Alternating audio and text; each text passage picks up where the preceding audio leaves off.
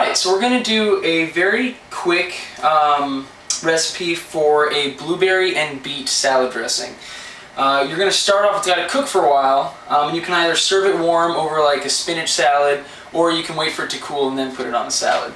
What I'm going to start with is I have some BV Coastal Estates Pinot Noir here.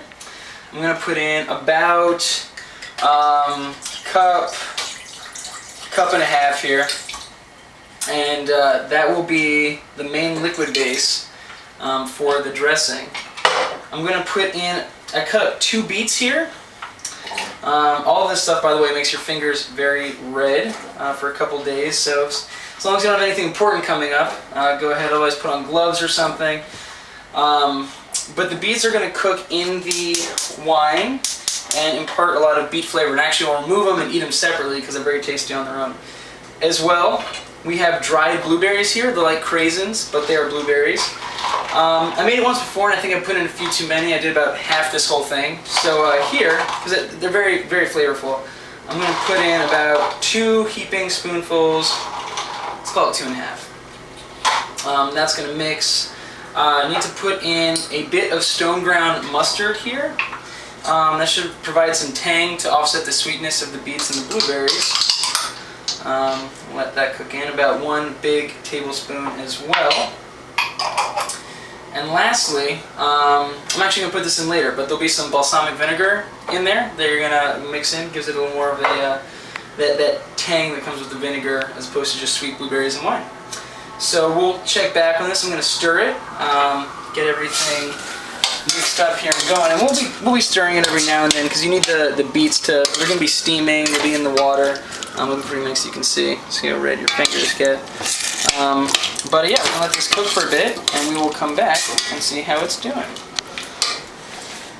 All right, catch you later. Okay, so we have taken out the beets. We cooked them until they were soft enough to eat, just on the side. And so what we're left with is this reduction. It's just a little bit of that wine that's left over with some of the blueberries that have been reconstituted. What I'm going to do is I'm going to put in just a little bit of the balsamic vinegar.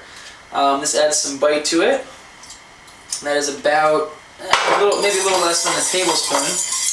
Mix it in there, and then I'm going to put maybe just a heaping tablespoon of extra virgin olive oil in there as well.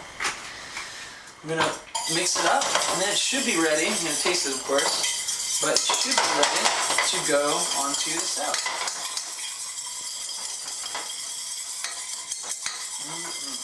Alright, let's give it a little flavor here. That's ready. Alright, so you're just going to drizzle it over your salad and enjoy it. So the last step for the salad dressing is obviously to put it on the salad.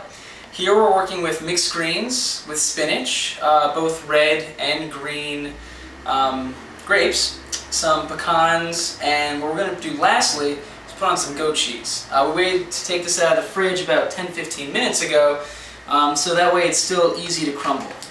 This is a Cypress Grove chèvre from not too far away, and it is delicious. It is one of my favorites.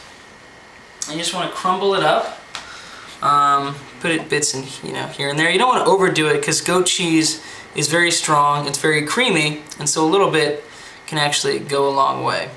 But it goes great with fruit, salads that have fruits in it, with nuts, and I believe it should go great with this blueberry and balsamic vinegar dressing with the red wine base.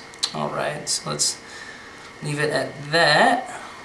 And I have right here the dressing. You can see it's got a couple of the blueberries still in it, but otherwise it thickened up very nicely, and it has a beautiful red color to it. So I'm going to pour that out here. And the dressing has had a little bit of time to cool down, so it's not, piping hot. There you go.